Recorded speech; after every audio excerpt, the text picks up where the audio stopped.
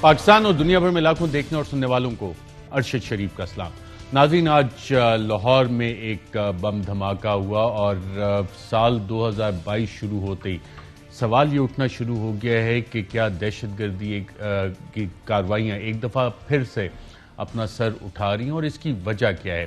یہ بات ناظرین ہم پچھلے سال بڑے متواتر طریقے سے تمام ڈیسیژن میکرز، پالیسی میکرز کو یاد کرواتے رہے اور حوالہ دیتے رہے کہ جو قومی قیادت تھی اس نے بڑی سوچ بچار کے بعد یہ فیصلہ کیا تھا کہ جو وائٹ کالر کرائم ہے اس کا اور کرپشن کا ایک ڈائریکٹ نیکسس ہوتا ہے ایکسٹریمزم اور ٹیررزم کے خلاف، اور جب تک آپ اس کرپشن کو ختم نہیں کریں گے، کرپشن کے ناصور کو ختم نہیں کریں گے، تو یہ ایکسٹریمزم اور ٹیررزم اس کا خاتمہ نہیں ہو سکتا، کیونکہ بہت سارے انٹر لنکیجز ہیں اس کے۔ کراچی کی مثال ہمارے سامنے، اور ابھی جو معاملات چل رہے ہیں، جس طرح سے یہ دہشت گردی ہو رہی ہے، اور انٹیریئر منسٹر شیخ رشید کہتے ہیں کہ یہ تھریٹ بڑھ بھی سکتی ہے، تو ہم سب کو محتاط بھی اس حوالے سے رہنا چاہیے۔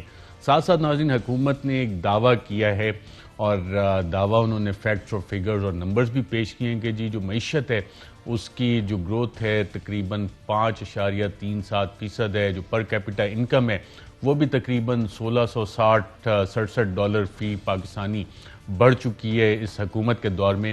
تو یہ فگرز کیا کہہ رہی ہیں، نمبرز کیا کہہ رہے ہیں؟ ساتھ ساتھ ناظرین، اسلام آباد ہائی کورٹ میں دا اسٹیٹ ورسز انصار عباسی، جو ایک دا نیوز اخبار میں خبر چھپی تھی جس کا پھر سو موٹو نوٹس لیا گیا اسلام آباد ہائی کورٹ کی جانب سے، اس میں آج سابق جج گلگت بلتستان رانا شمیم ان پہ فرد جرم عائد کر دی گئی ہے۔ دیگر ملزمان عامر غوری، انصار عباسی اور میر شکیل الرحمان، ان کے حوالے سے فرد جرم کی جو کارروائی ہے وہ نہیں کی گئی، مؤخر کر دی گئی۔ اٹارنی جنرل نے کہا کہ ان کا کیس سیپریٹ کیا جائے، اور اس حوالے سے آج کا جو آرڈر ہے وہ بھی سامنے آ چکا ہے، فرد جرم میں کیا ہے وہ بھی ہمارے پاس موجود ہے، اس پہ بھی بات کریں گے۔ اور ساتھ ساتھ برطانیہ میں بیٹھے، لندن میں بیٹھے صحافی عرفان ہاشمی صاحب نے جو ایک خبر دی تھی کہ جناب یہ ساری کارروائی ایفیڈیوٹ کی، یہ تو نواز شریف صاحب کے سامنے اور کافی لوگوں کی موجودگی میں ہوئی تھی، اوتھ جو بھی ایفیڈیوٹ ہے اس کی ویریفیکیشن اوتھ کمشنر سے، اور گتھری سٹیٹمنٹ وہ آڈیو تھی اس کا فورنزک جنہوں نے کر لیا ہے۔ تو کیا عدالتوں کو اس طرح سے انفلوئنس کرنے کا، عدالتی کارروائی کو انفلوئنس کرنے کا شریف خاندان کے لیے جو سلسلہ ہے وہ اسی طرح سے جاری رہے گا؟ جو سلسلہ سپریم کورٹ آف پاکستان سے شروع ہوا، جے آئی ٹی تک گیا، جج ارشد ملک تک، اور اب اس کا نشانہ اسلام آباد ہائی کورٹ ہے مختلف طریقے سے، اور اس کے سہولت کار بھی مختلف لوگ ہیں، اور کیا خاص طور پہ ایک ہی میڈیا گروپ ان کا سہولت کار ہے، کیا اس کی بھی تاریخ ہے؟ اس پہ بھی بات کریں گے۔ ہمارے ساتھ اسلام آباد اسٹوڈیوز میں موجود ہیں وزیر اعظم کے خصوصی برائے سیاسی کمیونیکیشن ڈاکٹر شہباز گل صاحب۔ ڈاکٹر شہباز گل صاحب، بہت شکریہ پروگرام میں شرکت کرنے کا۔ شکریہ۔ ایک تو سب لوگ کہہ رہے ہیں کہ جی معیشت کا پٹھا بیٹھ گیا، حالات خراب ہو گئے، لٹ گئے، برباد ہو گئے۔ معیشت کے جو سرکاری طور پہ نمبرز آئے ہیں وہ 5.37، یہ تو ریکارڈ گروتھ ہے پچھلے 14 سال میں، کیا ایسا ہی ہے؟ بسم اللہ الرحمن الرحیم۔ ارشد صاحب بہت شکریہ۔ ارشد صاحب دیکھیے، جس دن ہم ملک میں آئے، ہماری حکومت آئی، اور آپ نے دیکھا کہ اسی دن سے ایک نیریٹو دینا شروع کیا گیا کہ انہوں نے معیشت تباہ کر دی۔ 20 ارب کا کرنٹ اکاؤنٹ ڈیفیسٹ تھا، اور جو ٹریڈ ڈیفیسٹ تھا وہ بھی سامنے تھا، ایکسپورٹس نیچے جا چکی تھیں، اکانومی بالکل برباد کر کے ہمیں دی گئی۔ اور جب ایک شخص نے برباد کر کے دی ہو، فار ایگزامپل اگر آپ نے یہ کیمرہ مجھے خراب کر کے دیا تو آپ کو تو پتہ ہے نا کیمرہ خراب ہے، جیسے ہی میں ٹیک اوور کروں گا باہر شور مچا دیں کہ شہباز گل نے کیمرہ خراب کر دیا، کیمرہ تو واقعی خراب ہے، تو شہباز گل کے کھاتے تو وہ پڑ گیا۔ اچھا، اب بالکل معیشت ایسی ہی ملی تھی ہمیں، لیکن اس کے بعد پھر کیا کیا کہ مشکل ترین حالات پہ پہلے 6 مہینے تو دوست ممالک کی مدد لی، اس کے بعد کمر کسی، اپنے اخراجات کم کیے، ساری اٹیک کے باوجود دن رات عمران خان اور ان کی ٹیم لگی رہی، ہر طرح کا کرٹیسزم ہوا، غلط فیصلے بھی ہوئے ہوں گے، صحیح بھی ہوئے ہوں گے، لیکن فیصلے ایمانداری سے تھے جو بھی تھے۔ اس کا اللہ نے نتیجہ دیا۔ اللہ نے نتیجہ کیا دیا کہ آج آپ کی 5.37 گروتھ ہے۔ اب یہ ہوا سے آ گئی اچانک؟ نہیں، 3.29 ایگریکلچر کی گروتھ ہے۔ ایگریکلچر کی گروتھ کیوں ہوئی؟ کہ کسان کو پہلی دفعہ پورا معاوضہ دلوایا گیا۔ شوگر مافیا جس پہ آپ نے بھی پروگرام کیے، ان کی جیبوں سے پہلی دفعہ جو 6 سال کسانوں کو پیسے نہیں دیتے تھے، ان کی جیب سے پہلی دفعہ پیسہ نکلوا کے کسان کو دیا گیا۔ کسان کے پاس پیسہ آیا تو اس نے فرٹیلائزر یوز کیا، اس نے ریکارڈ ٹریکٹر خریدے۔ پاکستان کی تاریخ میں اتنے ٹریکٹر نہیں بکے کسی سال میں جتنے اب بک رہے ہیں۔ اس نے اپنی جو بھی آلات تھے اس کے اوپر انویسٹ کیا کیونکہ اس کے ہاتھ میں پیسہ آیا. جب اس نے انویسٹ کیا تو اس کی بہتر ایگریکلچر سکلز کے ساتھ اس نے بہتر پروڈیوس کیا, تو 3.29 وہاں سے آئی. انڈسٹری آپ کے سامنے, صرف ٹرف میں 450 ارب لوگوں نے ٹرف کی سکیم میں مشینری نہیں لگائی. جب 450 لگائی تو جو ایپٹما کے ہیڈ تھے اس ٹائم انہوں نے یہ کہا کہ صرف 45 سے 50 ہزار نوکریاں نئی جنریٹ ہوں گی. تو انڈسٹری میں نئی مشینری لگی. اس کے ساتھ ساتھ زیادہ تر حکومت خود ہی اسٹیٹ بینک سے قرضے لی جاتی تھی جو ان ہاؤس تھے. ہم نے وہ نہیں کیا کام, ہم نے نئے نوٹ نہیں چھاپے.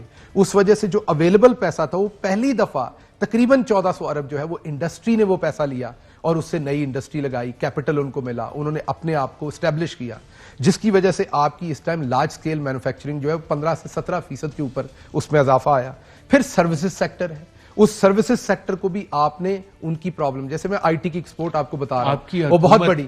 تو میں صرف کی میڈیا اسٹریٹجی, کیونکہ آپ پولیٹیکل کمیونیکیشن کے ایڈوائزر پہ اسپیشل اسسٹنٹ ہیں پرائم منسٹر کے, یہ نمبرز آ رہے ہیں, گروتھ آ رہی ہے, ریکارڈ پروفٹس کمپنیز ڈکلیئر کر رہی ہیں, اور لسٹڈ کمپنی اسٹاک مارکیٹ میں کوئی بھی جا کے ان کی اینول رپورٹ دیکھ سکتا ہے.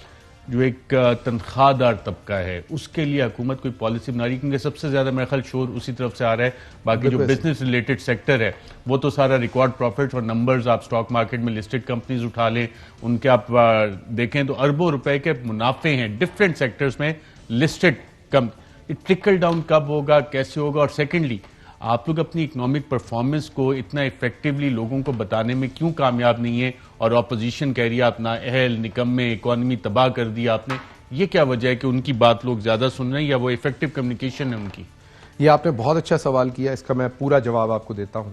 یہ بات درست ہے, جیسے میں نے آپ کو کہا کہ پہلے دن سے پتا تھا اکانومی خراب کر کے دے کے گئے ہیں, لیکن اللہ نے مدد کی عمران خان کی, ان کی محنت کا صلہ دیا کہ وہ ٹھیک ہوئی.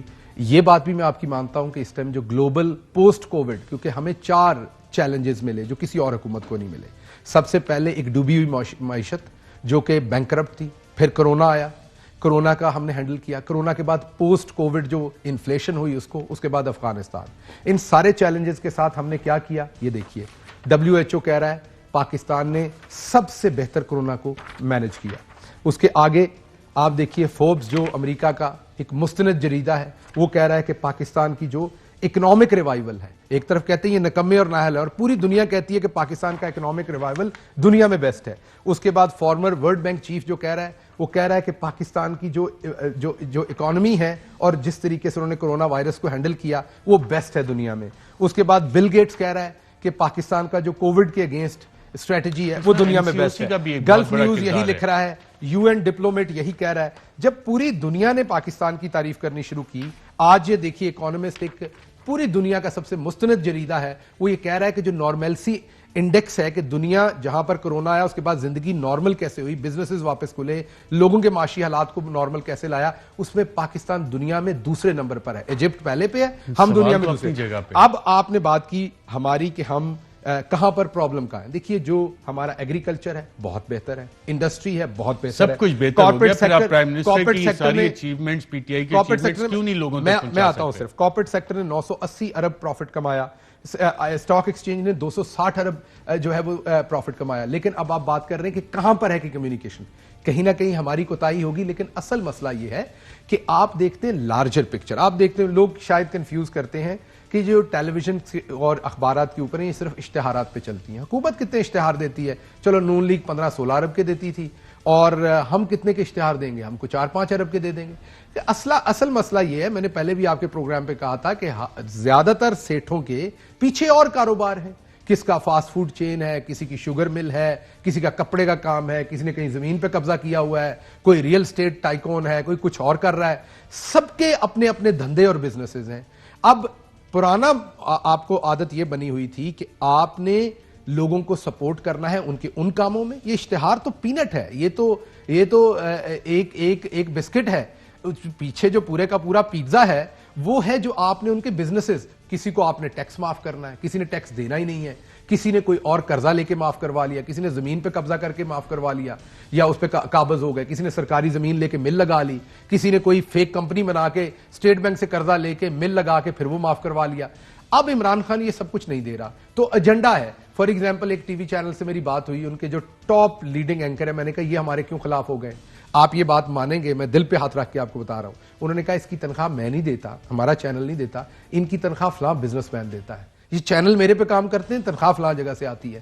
تو اب جنہوں نے ان کو تنخواہ دینی ہے آپ نے ان کا بزنس تنگ کیا ہوا ہے. عمران خان مالک نے آپ جی کو کہا, انہوں نے کہا اس لیے وہ اب آپ کے خلاف ہے, تو آپ اپنے معاملے ان کے ساتھ ہینڈل کریں نا. اب میری میڈیا مینجمنٹ ویک اس لیے ہے کہ جو میرے اوپر باس بیٹھا ہوا ہے, میرا مسئلہ یہ ہے, میں جا کے میں نے کئی دفعہ کوشش کی, میں نے انہیں بتایا کہ جی یہ رواج ہے, یہ اس شہر کا رواج ہے, ہمیں اس طرح سے کام کرنا پڑنا ہے. میرا کیونکہ میرا فرض ہے ان کو ایڈوائز کرنا میڈیا کے اوپر, جو میرا رول ہے.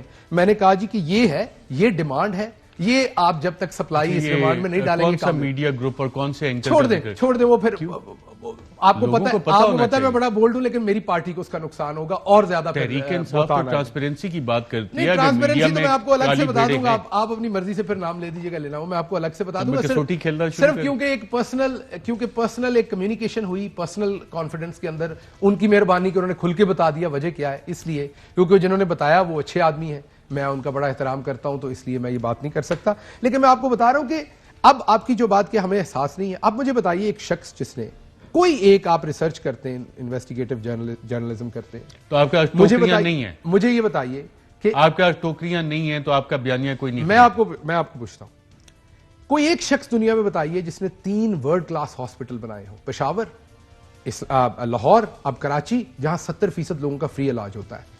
کوئی ایک شخص بتائیے جس نے اس کے بعد 2 ورلڈ کلاس یونیورسٹیز بنائی ہوں, نمل میں 90% غریب طلبہ پر, اور القادر میں, میں جواب دینے لگا ہوں, اور القادر میں 100% بچے پڑھتے ہیں. اس شخص نے ایک ایسی ٹیم جو بالکل پور تھی اس سے اٹھا کے اسے ورلڈ کپ جیتا اور دنیا کی بیسٹ ٹیم دی. 2 پارٹی سسٹم توڑ کے ایک مڈل کلاس سے نکل کے بندہ پرائم منسٹر بنا. مسئلہ کیا ہے کہ یہ مڈل کلاس کی پارٹی ہے تو جو اشراف ہے وہ قبول نہیں ہو رہا. میں بتاتا ہوں وجہ کیا ہے. وجہ یہ ہے کہ وہ بندہ جو دن رات صرف غریب کی سوچتا ہے, بتائیے وہ مہنگائی کر سکتا ہے جان بوجھ کے, وہ غریب کو پسنے دے سکتا ہے. یہ پوری دنیا میں انفلیشن ہے جس کا ہمیں ہے, اور ایک ہمارے باس کا اور مسئلہ ہے. ہمارا باس کیونکہ مڈل کلاس سے ہے, یہ بڑی, میں کیونکہ وہ ہمیں بات کرنے دیتے ہیں, آزادی دی ہوئی ہے, یہ کروں گا, تو ہو سکتا ہے بعد میں ڈانٹ پڑے اس بات پہ, لیکن کیونکہ وہ آزادی دیتے ہیں, یہ پرائیویٹ لمیٹڈ پارٹی نہیں, وہ ہمیں بات کرنے کی آزادی دیتے ہیں. میرے خیال میں میرے پرائم منسٹر جو ہے وہ ایک مڈل کلاس سے آدمی ہے. جیسے مڈل کلاس بندہ ایک پیسہ جوڑتا ہے نا, بچاتا ہے, تو پرائم منسٹر صاحب بھی یہی کرتے ہیں. حکومت جو ہے یہاں وہ تو اشرافیہ کا کام ہے, یہاں تو پیسے پھینکے جاتے ہیں. آپ کو پتا ہے 7 کورس ڈنر دیے جاتے ہیں, لوگوں کو جہاز دیے جاتے ہیں, لوگوں کو ہیلی کاپٹر دیے جاتے ہیں. ادھر تو میں نے وانا جانا ہو تو میں گاڑی پہ جاتا ہوں, میں صحافی یہاں سے 12-13 لے کے گیا تھا, وانا یہاں سے 15-16 گھنٹے میں ہم جا کے, یا 12 گھنٹے میں ہم پہنچے تھے وانا میں.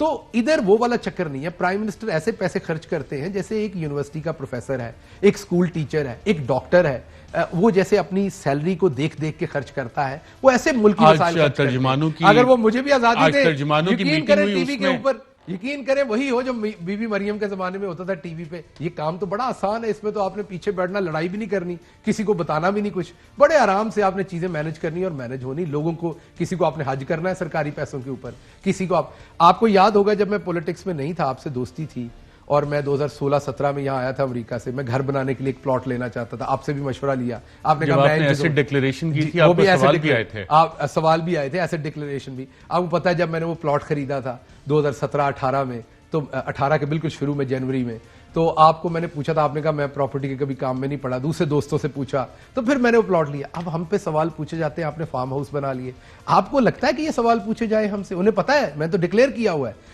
جنہوں نے, جن کے مقصود چپڑاسی کے اکاؤنٹ میں 3700 کروڑ آیا ہوا ہے, ان سے نہیں پوچھتے. یہ جنہوں نے حق حلال کسی یونیورسٹی میں پڑھا کے وہاں سے پیسہ لا کے ایک ایسی چیز جب حکومت میں بھی نہیں تھے تب خریدی, ڈکلیئر بھی کی ہوئی ہے, ان پر بہتان بازی ہوتی ہے. اور وہ لوگ خود ہیں جو سرکاری پیسوں پہ حج کرتے ہیں, جو فرسٹ کلاس کی ٹکٹیں لیتے ہیں لوگوں سے, جن کے اپنے گھروں کی منی ٹریل نہیں ہے, لیکن وہ آپ سے سوال پوچھیں گے.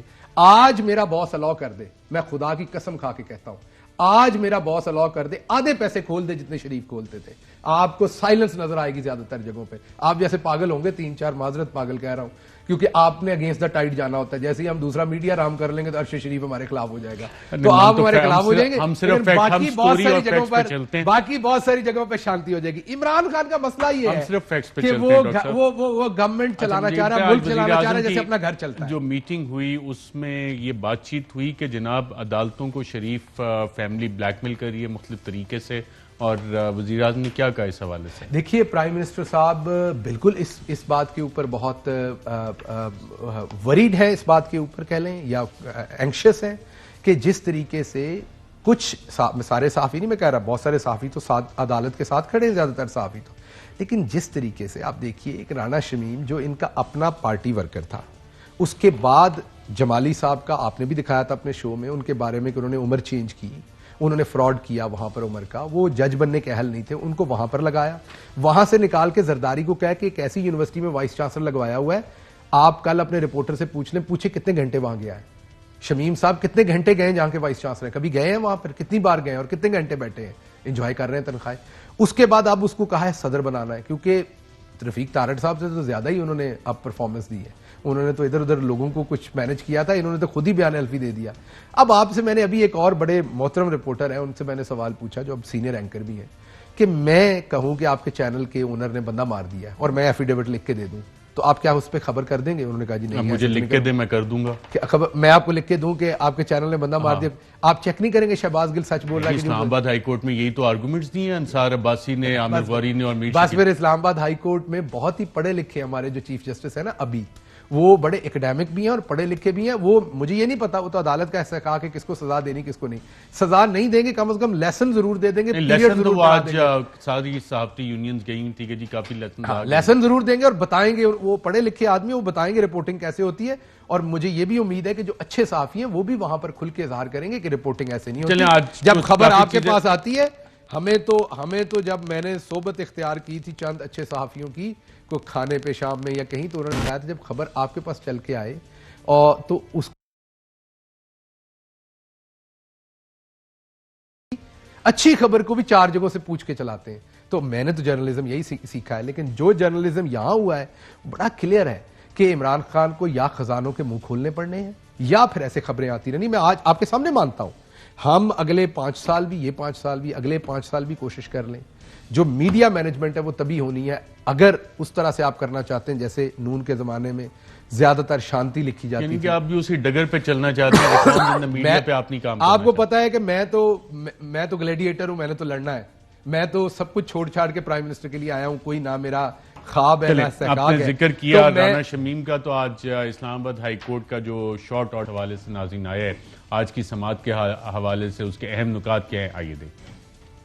توہین عدالت کے ملزمان کی جانب سے تحریری جوابات جمع کروانے کے بعد 28 دسمبر 2021 کو سماعت مقرر کی گئی تاکہ توہین عدالت کے ملزمان کو توہین عدالت آرڈیننس 2003 کی سیکشن 17(3) کے تحت موقع فراہم کیا جائے. اس کے بعد 7 جنوری 2022 توہین عدالت کے ملزمان کو ایک اور موقع فراہم کیا گیا. توہین عدالت کے ملزمان کو موقع فراہم کرنے کے بعد عدالت بادی نظر میں اس بات پر مطمئن ہو گئی کہ انصاف کے تقاضے پورے ہو گئے ہیں, لہٰذا اوپن کورٹ میں توہین عدالت کے ملزمان پر فرد جرم عائد کی جائے, جس کے لیے 7 جنوری 2022 اور پھر 20 جنوری 2022 کا دن مقرر کیا گیا. رانا شمیم نے یہ استدعا کی کہ ان پر فرد جرم عائد کرنے کی بجائے مؤخر کر دی جائے کیونکہ ان کے وکیل موجود نہیں ہیں. اس سلسلے میں توہین عدالت آرڈیننس 2003 بڑا واضح ہے. متعدد سماعتوں کے بعد آج کے دن کو توہین عدالت کے ملزمان پر فرد جرم عائد کرنے کے لیے مقرر کیا گیا. اوپن کورٹ میں رانا شمیم کے سامنے فرد جرم پڑھ کر سنائی گئی. رانا شمیم نے صحت جرم سے انکار کیا. رانا شمیم نے کہا کہ وہ اس پر اپنا دفاع پیش کریں گے. فیئر ٹرائل رانا شمیم کو یہ حق دیتا ہے کہ وہ اپنا دفاع پیش کریں. اٹارنی جنرل نے کہا کہ توہین عدالت کے دیگر ملزمان صحافیوں انصار عباسی, عامر غوری اور میر شکیل الرحمان کا کردار ثانوی تھا. اٹارنی جنرل نے کہا کہ انہوں نے اس معاملے میں لاپرواہی کی, لیکن اس سٹیج پر توہین عدالت آرڈیننس کے تحت کارروائی کی ضرورت نہیں. عدالتی معاون فیصل صدیقی نے کہا کہ توہین عدالت کے ملزمان صحافیوں نے اس معاملے میں لاپرواہی کی مگر توہین عدالت کا کیس نہیں بنتا. فیصل صدیقی نے کہا کہ توہین عدالت آرڈیننس 2003 کی سیکشن 18(2) کے تحت توہین عدالت کے ملزمان انصار عباسی, عامر غوری اور ایڈیٹر ان چیف میر شکیل الرحمان کی خبر شائع کرنے میں لاپرواہی کی مذمت کر سکتی ہے. پی ایف یو جے کے صدر ناصر زیدی اور افضل بٹ دیگر سینئر صحافیوں کے ہمراہ عدالت میں پیش ہوئے. انہوں نے یہ بات مانی کہ سب جوڈس رول کی اہمیت حالیہ سماعتوں میں واضح ہوئی. انہوں نے مزید کہا کہ زیر سماعت کیسز کی رپورٹنگ کے سلسلے میں PFUJ اور دیگر تنظیموں نے گائیڈ لائنز بنانے کا فیصلہ کیا ہے۔ انہوں نے یہ بات بھی مانی کہ رانا شمیم کے حلف نامے کو رپورٹ کرنے اور پبلش کرنے میں اس معیار کو سامنے نہیں رکھا گیا جو کہ ایک زیر سماعت کیس کے معاملے میں ہونا چاہیے تھا۔ انہوں نے اس بات پر مزید زور دیا کہ رپورٹر، ایڈیٹر اور ایڈیٹر ان چیف کے زیر سماعت کیس سے متعلق اگر بدنیتی موجود نہ ہوئی تو پھر فرد جرم عائد کرنے سے آئین پاکستان کے آرٹیکل 19 اور 19A کے تناظر میں اس کے سنگین نتائج نکلیں گے۔ آزاد میڈیا عدلیہ کی آزادی کا محافظ ہے، مگر ایڈیٹر، پبلشر اور ایڈیٹر ان چیف کو جو آزادی حاصل ہے وہ مکمل آزادی نہیں ہے۔ میڈیا ٹرائل کی حوصلہ شکنی کرنے کی بجائے عدالتوں نے سب جوڈس رول کا استعمال بہت کم کیا۔ اس کی وجہ سے ناقابل تلافی نقصان ہوا، جیسا کہ یہ بات پہلے بھی سامنے آئی کہ بادی نظر میں حلف نامے کو رپورٹ اور شائع کرنے کے پیچھے عدالتی نظام میں رکاوٹ ڈالنے کے ثبوت نہیں ملے۔ رپورٹر، ایڈیٹر اور ایڈیٹر ان چیف کی جانب سے بے احتیاطی کے باوجود یہ عدالت اس سٹیج پر انصار عباسی، عامر غوری اور میر شکیل الرحمان پر فرد جرم عائد نہیں کرے گی۔ رانا شمیم کے خلاف کارروائی کے دوران اگر رپورٹر، ایڈیٹر اور ایڈیٹر ان چیف کے خلاف رپورٹ میں شائع کرنے میں بادی نظر میں بدنیتی کے ثبوت ملے تو ان کے خلاف بھی کارروائی کی جائے گی۔ جی ناظرین، آج کی سماعت اور اس میں اہم آبزرویشن اور ریمارکس آنریبل چیف جسٹس کے کیا ہے، جو صحافتی تنظیموں کے نمائندے گئے تھے انہوں نے کیا درخواست کی آنریبل چیف جسٹس سے، آئیے دیکھتے ہیں۔ چیف جسٹس اطہر من اللہ نے کہا کہ اس عدالت کا احترام کیا جائے۔ صحافی افضل بٹ نے عدالت سے درخواست کی کہ عدالت موقع دے، معلوم نہیں تھا زیر التوا کیسز کیسے رپورٹ کریں۔ چیف جسٹس اطہر من اللہ نے کہا کہ ایک اخبار، ایک آرٹیکل سے عدالت کو بدنام کیا گیا۔ انہوں نے سوال کیا کہ اس عدالت کے ساتھ کسی کو کوئی مسئلہ ہے؟ اس عدالت کو ہی دیکھ کر بیانیہ بنایا گیا۔ آئینی عدالت کے ساتھ بہت مذاق ہو گیا۔ اسلام آباد ہائی کورٹ کے جرنلسٹ ایسوسی ایشن کے صدر نے بھی صحافیوں کی حد تک عدالت سے تحمل کی استدعا کی۔ صحافی افضل بٹ نے کہا جس پوائنٹ پر ہمارا فوکس ہونا چاہیے بدقسمتی سے نہیں کر سکے۔ ہماری میٹنگز جاری ہیں، موقع دیں، ہم معاملے پر احتیاط کریں گے۔ چیف جسٹس اطہر من اللہ نے کہا ہم نے کئی بار سمجھایا مگر ان کو لگا کہ انہوں نے جو کیا وہ ٹھیک کیا۔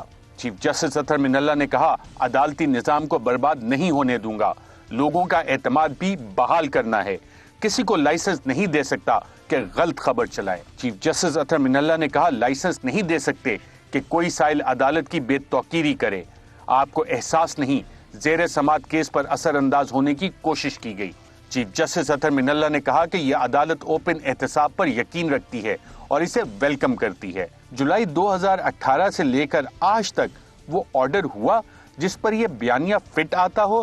ایک اخبار کے آرٹیکل کا تعلق ثاقب نثار سے نہیں، ہائی کورٹ کے ساتھ ہے۔ لوگوں کو بتایا گیا ہے کہ اس عدالت کے ججز کمپرومائزڈ ہیں۔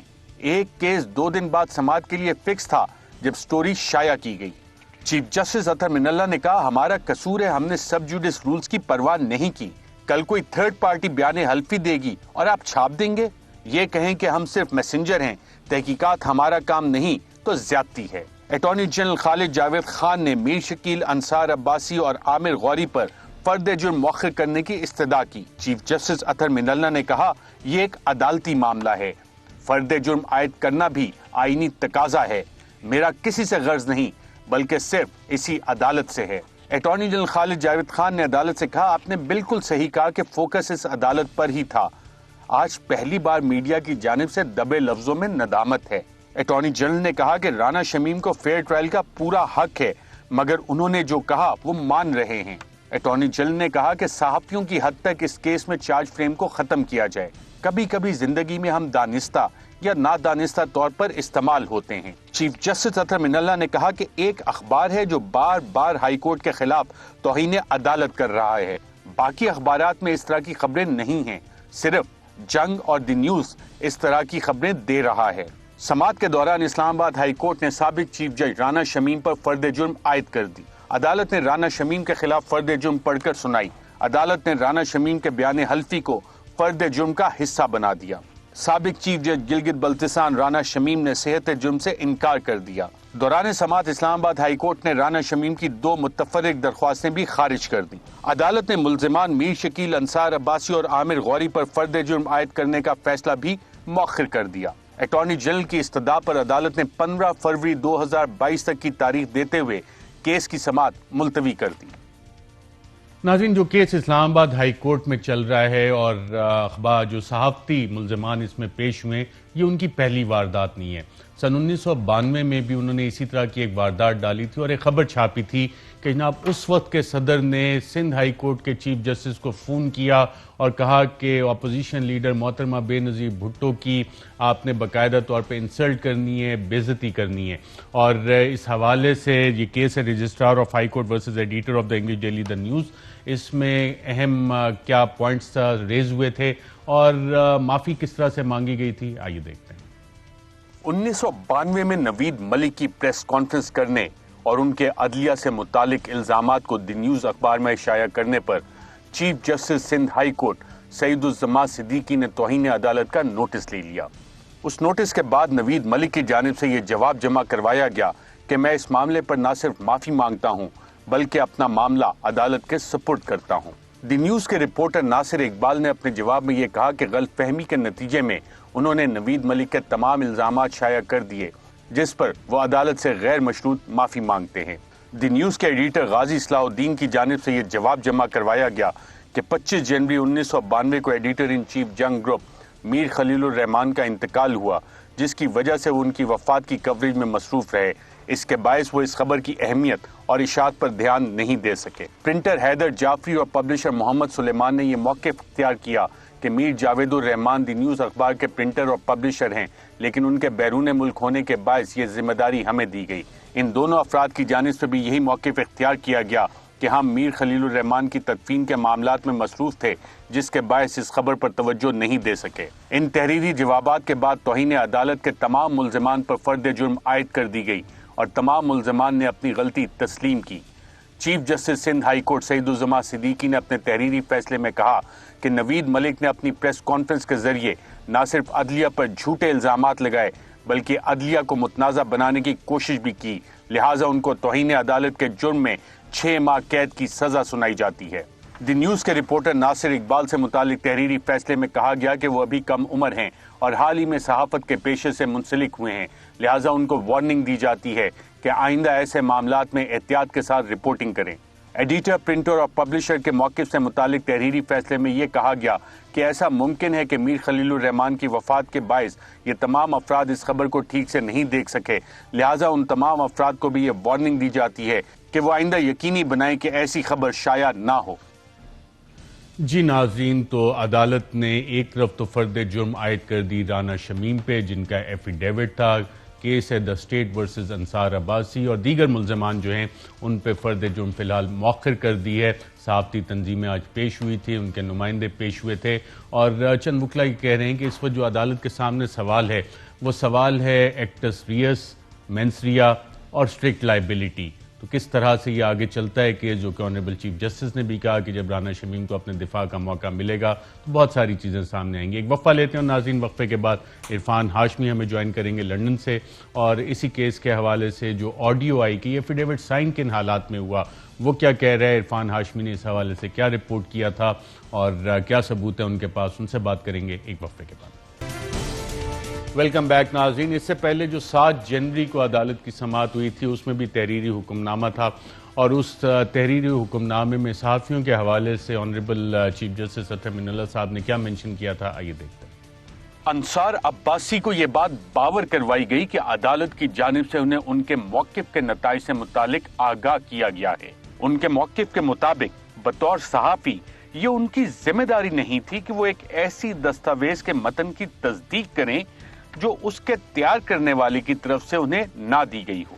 آج ان سے دوبارہ پوچھا گیا کہ کیا وہ ایک ایسی دستاویز کو شائع کرنے کے لیے دیں گے جس سے متعلق انہیں یہ اندیشہ ہو کہ یہ غلط ہو سکتی ہے یا اس کے ذریعے عدالتی نظام میں مداخلت یا انصاف کی فراہمی میں رکاوٹ پیدا کی جا سکتی ہے۔ انصار عباسی نے اپنے موقف کو دہرایا کہ بطور صحافی یہ ان کی ذمہ داری نہیں کہ وہ ایک بڑے پیمانے پر سرکولیٹ ہونے والے اخبار میں شائع کی جانے والی ایک ایسی دستاویز کے متن کے درست ہونے کی تصدیق کریں جو کہ ایک زیر سماعت کیس سے متعلق ہو۔ ایک بہتر موقف اپناتے ہوئے انہوں نے یہ مانا کہ شائع کیے گئے حلف نامے کا متن غلط بھی ہو سکتا ہے۔ عدالت کے استفسار پر انصار عباسی نے واضح طور پر یہ بات تسلیم کی کہ رانا شمیم اگر نوٹرائز شدہ حلف نامے کا متن انہیں ایک انٹرویو میں بتاتے تو وہ اسے شائع نہ کرتے۔ اس سے یہ واضح ہوتا ہے کہ رپورٹر، ایڈیٹر اور ایڈیٹر ان چیف کے ایک زیر سماعت کیس سے متعلق موقف میں تضاد موجود ہے۔ مختصراً اگر رپورٹر، ایڈیٹر اور ایڈیٹر ان چیف کا موقف درست مان لیا جائے تو یہ کسی بے اصول مدعی یا کسی تیسرے فریق کو عدالتی نظام یا زیر سماعت کیس پر اثر انداز ہونے کے لیے لائسنس دینے کے مترادف ہوگا۔ پیشہ ور صحافی اور پبلشر کا موقف اس بات کو درست قرار دے گا کہ ایک بڑے پیمانے پر شائع ہونے والے اخبار کو بالواسطہ یا بلا واسطہ کسی بھی زیر سماعت عدالتی کیس پر اثر انداز ہونے کے لیے استعمال کیا جا سکتا ہے۔ یہ بات بھی سامنے آئی کہ توہین عدالت کے مبینہ ملزمان پیشہ ورانہ ساکھ کے باوجود بادی نظر میں زیر سماعت کیس سے متعلق اپنی پیشہ ورانہ ذمہ داریوں سے لا علم ہیں۔ ان کا موقف مدعی اور دیگر فریقین کو یہ دعوت دیتا ہے کہ وہ ایک بڑے پیمانے پر شائع ہونے والے اخبار کو عدالتی نظام میں رکاوٹ یا مداخلت کے لیے استعمال کریں۔ رپورٹر، ایڈیٹر اور ایڈیٹر ان چیف کی جانب سے یہ جواز پیش کیا گیا کہ رپورٹ میں معزز جج کا نام نہیں لکھا گیا۔ ان کے اس جواز کا سب جوڈس رول کے ساتھ کوئی تعلق نہیں اور نہ ہی اس توہین عدالت کیس کا تعلق کسی جج کے وقار کے تحفظ کے ساتھ ہے۔ عدالت کو رپورٹر، ایڈیٹر اور ایڈیٹر ان چیف کی نیت پر شک نہیں، لیکن زیر سماعت کیس سے متعلق کچھ شائع کرنا ذمہ داری کے اصول کی طرف توجہ مبذول کرواتا ہے۔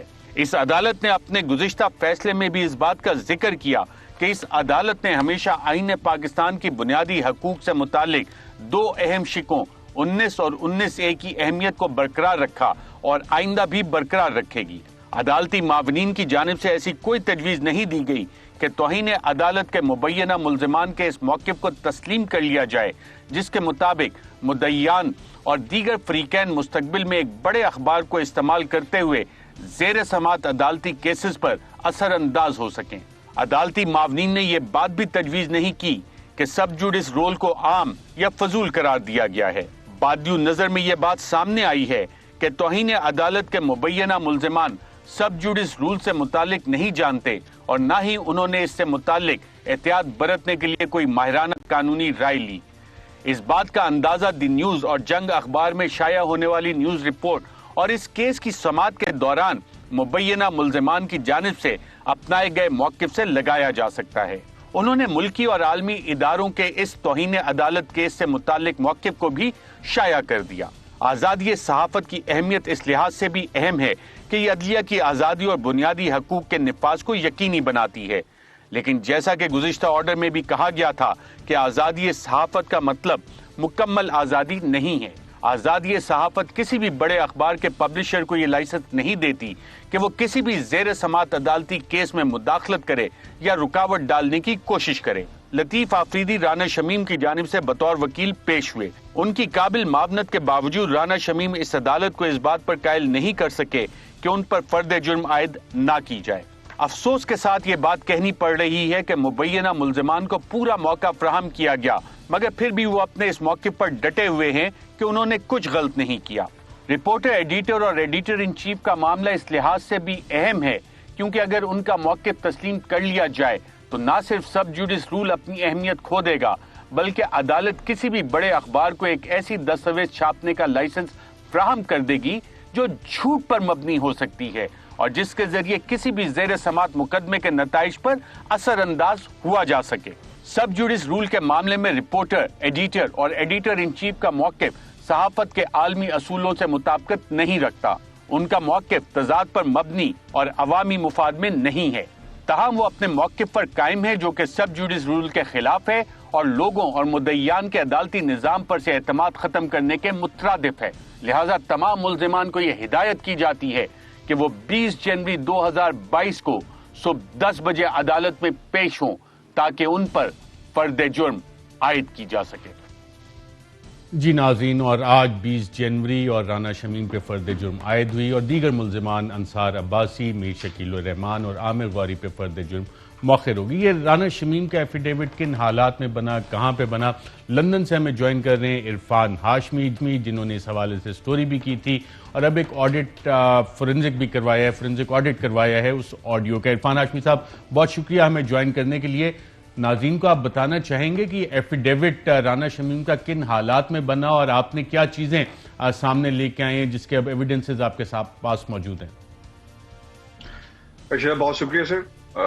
آفٹر لانگ ٹائم آپ سے اس طرح ٹیلی ویژن پہ ملاقات ہو رہی ہے. دیکھیں یہ جو جہاں تک چارلز قدری اور رانا شمیم صاحب کا تعلق ہے, یہ لندن کے اندر سائن ہوتا ہے اور جن حالات کے اندر یہ اسے سائن کیا گیا وہ بھی اب بہت سسپیشیس ہو گئے.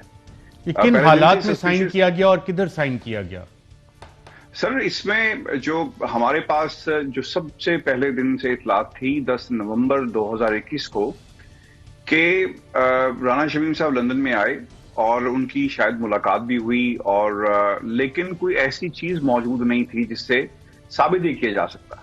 جب ہم نے یہ ایویڈنس سیکیور کیا اور میں نے 26 دسمبر 2021 کو یہ خبر دی تو اس کے اندر ان ایویڈنسز کی روشنی میں یہ پتہ چلتا ہے کہ رانا شمیم صاحب برطانیہ آتے ہیں اور ایویڈنسز کی روشنی میں یہ پتہ چلتا ہے کہ انہوں نے یہ ماربل آرچ میں جو نواز شریف صاحب کا گھر ہے یہاں پر اسے سائن کیا. اور جو اپنی سٹیٹمنٹ کے اندر چارلز قدری یہ کہتا ہے کہ یہ جو جج تھا وہ یہ ماربل آرچ کی بلڈنگ کے اندر موجود تھا اور جو اس کے ارد گرد لوگ موجود تھے وہ جانتے تھے, ان کے چہرے کے تاثرات سے پتہ چلتا تھا کہ شاید کچھ بہت ہی بڑا ہونے والا ہے جس کا فائدہ ڈائریکٹلی نواز شریف صاحب کو پہنچے گا. اور اس نے ان ایویڈنسز کے اندر یہ بھی بات سامنے رکھی کہ I will make you the head جج, یعنی یہ کوئی آفر کی گئی. بالکل ٹھیک ہے. آپ نے کہا کہ ماربل آرچ نواز شریف صاحب کے دفتر میں انہوں نے اس ایفیڈیوٹ کو رانا شمیم صاحب کے سرٹیفائی کیا, تو وہاں پہ لوگ کون کون سے موجود تھے اور کیا اس حوالے سے آپ نے, کیونکہ ماربل آرچ میں حسن نواز یا حسین نواز اکثر وہاں پائے جاتے ہیں, تو آپ کے پاس کوئی شواہد ہیں کہ حسن نواز یا حسین نواز بھی موجود تھے جب یہ ایفیڈیوٹ رانا شمیم نے وہاں پہ باقاعدہ طور پہ چارلز قدری سے سرٹیفائی کروایا؟ دیکھیں ارشد صاحب, جو ایویڈنس ہمارے پاس موجود ہے وہ بہت ہی کلیئرلی یہ بتاتا ہے کہ یہ سب کچھ ماربل آرچ میں ہوا. چارلز قدری نے جو سٹیٹمنٹ دی اور جو ایویڈنسز کے اندر وہ یہ بتاتا ہے کہ جو وہاں پہ لوگ موجود تھے وہ بہت ہی اہمیت کے حامل تھے. نام ڈائریکٹلی اس طرح نہیں لیا گیا, لیکن یہ ہمیں ضرور یاد رکھنا ہوگا کہ اتنا امپورٹنٹ پیپر سائن ہونے جا رہا تھا. یہ کیسے ممکن ہے کہ نون لیگ کے کوئی عام ورکر جو ہوں گے وہ آس پاس موجود ہوں گے. اور پھر چارلز قدری نے جو اپنی سٹیٹمنٹ میں یہ بھی بتایا کہ I will make you the head جج. اب یہ جو فیصلے ہیں یہ کچھ ایسا ممکن نہیں ہے کہ عام لوگوں کے سامنے کیے جائیں. اس تناظر میں نے حسن نواز کو بھی میسج کر کے ان کے لیے جو کانفیڈینشیل سوالات ہیں ان کو بھیجے اور پوچھا کہ کیا وہاں پہ موجود تھے, آپ کا موقف کیا اس حوالے سے. تو انہوں نے مجھے جو جواب دیا وہ یہ کہتے ہیں کہ what a waste of time and space. اس کے بعد انہوں نے بلاک کر دیا, یعنی انہوں نے جواب نہیں اس حوالے سے دیا کیونکہ ہمارے پاس اطلاعات کچھ ایسی تھی کہ کچھ قریبی لوگ موجود ہوں گے. کیونکہ ہمیں یہ بھی یاد رکھنا ہے کہ اگر اتنا بڑا فیصلہ کیا جا رہا ہے تو اس میں یہ قطعی ممکن نہیں ہے کہ عام لوگوں کو شامل کیا جائے گا. اور چارلز قدری کی جو گفتگو ہے اس سے پتہ لگتا ہے کہ یہ گفتگو لمبی ہوئی ہے جس میں وہ شخص جس کا پاکستان کی سیاست سے کوئی تعلق نہیں ہے, وہ سمجھتا بھی نہیں ہے, لیکن وہ یہ ضرور سمجھ گیا کہ کچھ ایسا ہو رہا ہے, کچھ ایسی آفر آن دا ٹیبل موجود ہے جو دی گئی یا کہا گیا کہ جناب I will make you the head جج. بالکل ٹھیک ہے, وہ تو ہم آڈیو سنا رہے ہیں عرفان ہاشمی صاحب, کیونکہ آپ نے اس پہ کافی محنت بھی کی اور بہت پرٹیننٹ اور انٹیلیجنٹ کویسچنز آپ نے اس حوالے سے ریز بھی کیے ہیں. رانا شمیم صاحب کا یہ جو ایفیڈیوٹ ہے یہ ان کو لکھا لکھایا دیا گیا یا رانا شمیم نے خود یہ باتیں بولی یا لکھا ہوا ایک ڈاکومنٹ تھا جس کے اوپر سگنیچرز ہوئے, یہ کچھ معلوم ہو سکا ہے ابھی تک؟ دیکھیں یہ میں نے اس حوالے سے فون کے اوپر چارلز قدری کے سامنے کوشچن رکھا تھا کہ یہ پیپر آپ کے پاس موجود تھا, پہلے سے موجود تھا, جب آپ پہنچتے ہیں یا پرنٹ ہو کر آتا ہے کیا, تو اس پہ وہ خاموش رہا. اور پھر اسے یہ بھی سوال کیا گیا کہ کیا یہ لیک کیا گیا آپ کے دفتر سے, تو اس پہ اس نے مجھے ٹیلی فون کے اوپر یہ کہا تھا کہ یہ پاسبل نہیں ہے, اور اس نے آگے سے نو کمنٹس کہہ کے فون بند کر دیا. اب اس میں تیار کہاں پہ ہوا, کیسے ہوا, یہ تو ڈیفینیٹلی بڑا امپورٹنٹ سوال ہے. اور جب تک جو فیکٹس ہمارے پاس موجود ہیں، جو ایویڈنس سجیسٹ کرتا ہے، اس کے اندر یہ کوشچن کو ہم نے ان کے سامنے بھی رکھا. لیکن سب سے امپورٹنٹ بات یہ ہے ارشد صاحب کہ یہ اٹس اے کوئنسیڈنس کہ ایک بندہ برطانیہ اترتا ہے اور سیدھا اس کی اپوائنٹمنٹ جو ہے چارلز گدری کے ساتھ آٹومیٹکلی تیار ہوتی ہے، جس نے یہ بہت ساری سسپیشس کو ریز کیا. And that actually led to all this investigation. Paper پہلے سے تیار تھا، کس نے تیار کیا، لیکن یہ بات ضرور ایویڈنسز کی روشنی میں چلتا ہے کہ یہ آدھے گھنٹے کی ملاقات نہیں تھی، چونکہ اتنی باتیں جو ایک شخص کو آفر کی جا رہی ہوں وہ یقیناً ایک لمبی ڈسکشن میں جو ہے وہ سامنے آتی ہیں. بیکاز چارلز گدری آتا، اسے نوٹرائز کرتا اور چلا جاتا، اس سے زیادہ کیا ہونا تھا. لیکن یہ ملاقات لمبی ہوئی ہے، جس کی بنیاد کے اوپر چارلز گدری نے یہ تمام اسٹیٹمنٹ جاری کی کہ کچھ امپورٹنٹ تھا جو آفر کروایا گیا اور اس کا فائدہ نواز شریف صاحب کو ہو رہا تھا. پہلے سے بالکل. اچھا، چارلز گتھری کا جو لندن میں دفتر ہے، وہاں پہ اسی بلڈنگ میں کسی میڈیا ہاؤس کا بھی دفتر ہے؟ جی بالکل، یہ خبر میں نے ہی ڈسکور کی، اور کیونکہ میرے پاس یہ خبر تھی میں اس بلڈنگ میں بھی گیا. 8 ڈنکن اسٹریٹ کے اندر فرسٹ فلور کے اوپر چارلز گدری کا آفس ہے، اور پھر اس کے اوپر جو ہے پاکستان کے میڈیا ہاؤس کا بھی دفتر ہے. اور میں نے اس حوالے سے وہاں کی جو اس کا نام بتا سکیں گے آپ میڈیا ہاؤس کا؟ جیو کا آفس ہے. اور میں نے پھر وہاں پہ جو یہاں کے نمائندے ہیں مرتضی علی شاہ، میں نے ان سے فون پہ بات بھی کی اور میں نے ان سے پوچھا بھی کہ میں یہاں پہ آپ سے ملنے آیا ہوں تو آپ کہاں پر موجود ہیں. تو انہوں نے بتایا کہ لاک ڈاؤن کی وجہ سے ورک فرام ہوم چل رہا ہے، لیکن انہوں نے کنفرم کیا کہ یہ بلڈنگ میں موجود تھے. اور غالباً یہ مجھے اس وقت سر دست یاد نہیں، لیکن جو ان کا پرانا آفس تھا لندن برج کے اوپر، جب وہاں پہ آگ لگتی ہے تو یہ اس بلڈنگ میں اس وقت جو ہے وہ شفٹ ہوئے. اور میں نے اس وقت بھی یہ سوال ریز کیا تھا کہ یہ ممکن کیسے ہے کہ چارلز گدری بھی اس بلڈنگ کے اندر موجود ہو، وہ آتا ہو، یہ لوگ جاتے ہوں، اور جو ان کے کامن ہالز ہیں کہ ان کی ملاقات اس سے نہ ہوئی ہو. تو یہ سوالات کے جوابات ہم نے پہلے بھی ان سے مانگنے کی کوشش کی، اور انہوں نے جواب بھی دیا کہ ان کی ملاقات ہوتی رہی ہے. ان کو پہلے بھی جانتے ہیں، اور انہوں نے مجھے کنفرم بھی کیا کہ ہائی کمیشن کے اندر یہ ان سے مل بھی چکے ہیں. تو یہ اس بلڈنگ کے اندر جہاں پہ یہ آفس موجود ہے، چارلز گدری کا بھی آفس اسی بلڈنگ کے اندر موجود ہے. اور یہ تمام چیزیں 8 ڈنکن اسٹریٹ جہاں پہ چارلز گدری ہیں اسی بلڈنگ کے اندر یہ اسی جو ٹیلی ویژن ہے ان کا دفتر بھی جو ہے وہ موجود ہے. عرفان ہاشمی صاحب، بہت شکریہ اتنی انفارمیشن ہمارے ساتھ کرنے کا. انشاءاللہ آپ سے مزید بھی آپ کی تحقیقات سے مستفید ہوتے رہیں گے. بہت اچھی رپورٹنگ آپ وہاں پہ کر رہے ہیں. ناظرین، یہاں پہ ایک وقفہ لیتے ہیں، وقفے کے بعد دوبارہ آپ خدمت میں حاضر ہوتے ہیں. اور یہ کس طرح کا دھندا ہے جس میں ایزی لوڈ کے بعد بہت سارے کام ہو جاتے ہیں، ایک وقفے کے بعد. ویلکم بیک ناظرین. آپ نے دیکھا کہ عرفان ہاشمی صاحب، اور ایک اچھا صحافی جب رپورٹنگ کرتا ہے تو بہت سارے حقائق اور فیکٹس نکال کے لاتا ہے ایویڈنسز کے ساتھ. اور عرفان ہاشمی نے جو چیزیں بتائیں، ڈاکٹر شہباز گل صاحب، ایک میڈیا ہاؤس، اس کا دفتر بھی اسی بلڈنگ میں جس میں یہ نوٹری پبلک ہے، وہی وہ ایفیڈیوٹ چھاپتا ہے، جن سرکمسٹانسز میں یہ سائن ہو رہا ہے ایفیڈیوٹ، اور جس طرح عرفان ہاشمی صاحب نے بتایا، اور ثبوت بھی ان کے پاس موجود ہیں، آڈیو بھی انہوں نے اس کا فورینزک کروا لیا ہے. تو یہ سارا معاملہ کس طرح سے کوک اپ ہوا ہے؟ اس کا کوئی نیکسس پہلے کے بن رہا ہے سپریم کورٹ سے، کنٹینیویشن ہے اس کی ساری سیریز کی، یا یہ ایک آئسولیٹڈ معاملہ ہے؟ دیکھیے ارشد صاحب، اس سے میں یہ کہوں گا کہ عدلیہ کے وقار کو تو ایک ٹھیس پہنچانے کی کوشش اس میں کی ہی گئی، اس کے ساتھ ساتھ میں یہ کہوں گا کہ صحافت کے وقار کو بھی اس سے بہت ٹھیس پہنچی. جو سینئر صحافی ہیں اور صحافتی تنظیمیں ہیں، وہ بھلے جا کر وہاں پر نیچرل ہے کہ آپ کوئی بھی صحافی ہو، آپ کوشش کرتے ہیں، اسے غلطی بھی ہو جائے تو جب آپ کی سائڈ پہ ہوتا ہے تو بندہ کوشش کرتا ہے کہ چلے اسے معافی ملے، اگلی دفعہ وہ سوچ کے یہ کام نہ کرے. لیکن اگر آپ دیکھیں تو یہ پہلی دفعہ نہیں ہے کہ انصار عباسی صاحب نے ایسی سٹوری کی، اس سے پہلے بھی وہ کر چکے ہیں سٹوریز. آپ کو یاد ہوگا جو رؤف کلاسرا صاحب کی کتاب کا میں نے حوالہ دیا تھا، اس میں جو انصار عباسی صاحب نے سٹوری غلط کی تھی، اور انہوں نے آج تک اس پہ بھی معذرت نہیں کی. خواجہ شریف قتل کیس کے حوالے سے حالانکہ وہ جو جوڈیشل کمیشن تھا اس نے کہا کہ انہوں نے وہ جھوٹی سٹوری کی تھی، وہ خود ساختہ سٹوری تھی یا کسی کے ایما پہ تھی. یہ بھی آپ دیکھیں کہ ایک ہی ادارے کا وہاں پر آفس بھی ہے اور وہی ادارہ پہلے چھاپتا. اور میں کیونکہ ایز اے حکومتی سپوکس پرسن مجھے اس کا روز سامنا کرنا پڑتا ہے. جیسے ہی خبر آتی ہے مجھے پتا ہوتا ہے صبح نون نے آپ 11 بجے یا 1 بجے پریس کانفرنس کرنی ہے، تو پہلے خبر چھپوائی جاتی ہے اپنی مرضی کی، پھر اگلے دن اس کو بلڈ کیا جاتا ہے، اور کئی دفعہ عین اس دن چھپائی جاتی ہے خبر جس دن کو بڑی چیز آ رہی ہو، گورنمنٹ کی کوئی چیز آ رہی ہو، گورنمنٹ کی کوئی اچھی، جیسے آج 5.37 جو ہے وہ ایک اچھا آیا ہمارا اس میں بڑی تیاری کر کے ایک آڈیٹر جنرل رپورٹ جو اکثر آتی ہے اور اس میں اگر کوئی ایسی چیز ہوگی تو اس کا جواب دینا پڑے گا اور دیا جائے گا, اس کو آج بڑا بلڈ کرنے کی کوشش کی گئی. میں کیونکہ میرا کام انالیسس بھی ہے, میں روز ہیڈ لائنز کا انالیسس بھی کرتا ہوں چینلز کی, تو جب میں ایک چینل کی دوسرے کے ساتھ دیکھتا ہوں تو ایک یا دو چینل ایسے ہیں جن کا پورے میڈیا سے فرق ہے. فار ایگزامپل خبریں وہ ساری دیں گے سچے ہونے کے لیے, آپ کی بھی دی آپ کی بھی, لیکن محترمہ مریم کو 4 منٹ ملیں گے شروع میں, اور کوئی پالیسی سٹیٹمنٹ ہے کنٹری کی وہ 8ویں 9ویں 10ویں نمبر کی ہیڈ لائن. کیا یہ ایزی لوڈ کا سلسلہ آ گیا ہے پاکستانی صحافت میں, اس کی وجہ سے مسائل ہو رہے ہیں کہ مین ایشوز نہیں ہیں اور اس پہ بات نہیں ہو رہی لیکن مفروضوں پہ زیادہ بات چیت ہو رہی ہے؟ میرے خیال میں یہ سٹیٹس کو ہے. سٹیٹس کو جب اب لرز رہا ہے, سٹیٹس کو ہم سارے ہٹانا چاہتے تھے, یہ سٹیٹس کو کا حصہ ہے.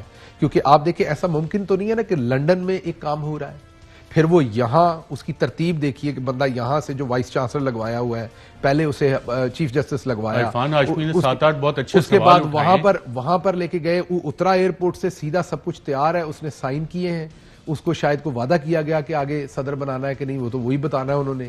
اس کے بعد آپ دیکھیے کیسا طریقہ ہے, اس کے بعد ان کا بیٹا آتا ہے, وہ انٹرویو دیتا ہے, وہ انٹرویو میں سیریس سوال دینے کی بجائے کسی کو کہتا ہے میری بیگم کو منا دے میں ناراض ہوں, کسی کو کچھ اور کہتا ہے. تو پورا کورٹ میں جب کیس چل رہا تھا وہاں آنریبل ججز آف دا سپریم کورٹ انہیں متنازع بنانے کی کوشش, جی آئی ٹی نے کام شروع کیا تو جی آئی ٹی کے افسران کو دھمکیاں, اکاؤنٹیبلٹی کورٹ میں آیا تو جج ارشد ملک کے بلیک میلنگ, اور اب اسلام آباد ہائی کورٹ میں کیسز ہیں تو اسلام آباد ہائی کورٹ کو متنازع. یہ سیریز میں ایک ہے اور سارے پلیئرز ایک ہی ہیں یا مختلف ہیں اس میں؟ یہ دیکھیے آپ کو یہ دیکھنے کے لیے نا زیادہ دور سے دیکھنا پڑے گا. سب سے پہلے آپ کو یاد ہوگا کہ کس طریقے سے جنیجو صاحب کو اسی طریقے سے ایک سازش سے ہٹایا گیا, آئی جے آئی بنی, پھر جتوئی صاحب کو آگے کیا گیا, پھر انہیں خنجر مار کے پیچھے کیا گیا, پھر چودھری برادران کے ساتھ کیا کیا گیا, پھر محترمہ بے نظیر بھٹو شہید اور جو ان کی والدہ تھیں اللہ ان کی مغفرت کرے, ان کی جو فیک تصویریں تھیں, قابل اعتراض فیک تصویریں جو تھیں وہ پھینکی گئیں, اور کتنے معزز لوگ جو آج بہت بڑے ترم خان پڑھے لکھے لوگ آپ کے سامنے نظر آتے ہیں اسٹیٹ کام کے,